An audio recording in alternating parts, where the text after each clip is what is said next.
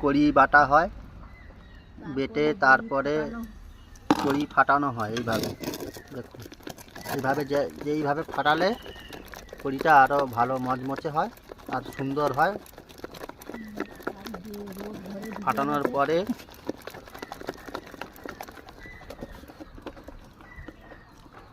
এইভাবে ডিজাইন করে বড়ি হয়।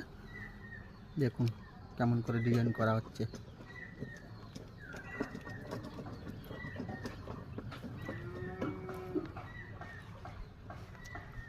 আপনারা চাইলে আপনারা বাড়িতেও চেষ্টা করতে পারেন এইভাবে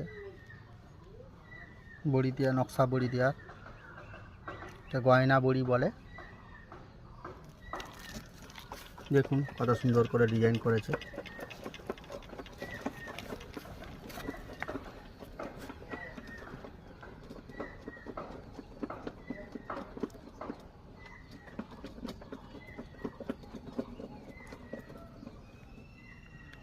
দেখুন কীভাবে বড়িটা দিচ্ছে।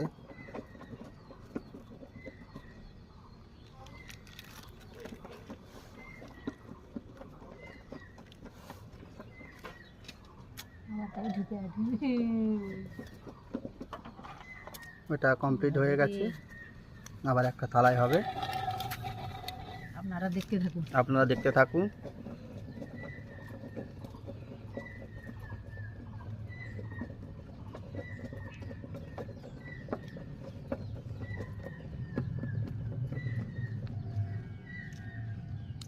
ভালো লাগলে লাইক, কমেন্ট, শেয়ার, সাবস্ক্রাইব করবেন।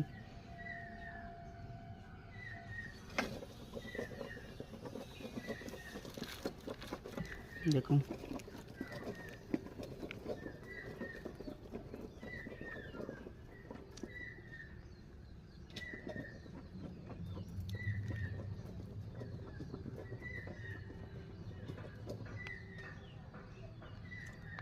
কমেন্ট করে জানাবেন কেমন হচ্ছে বড়িটা।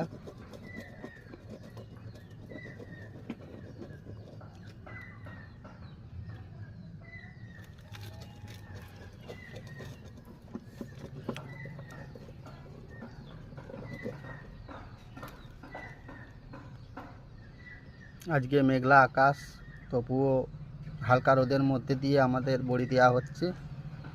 এটা খেতে খুব সুস্বাদু লাগে। আপনারা পারলে বাড়িতে চেষ্টা করবেন কিভাবে বড়ি দেওয়া হয়। আপনাদেরকে প্রচেষ্টাতে দেখালাম।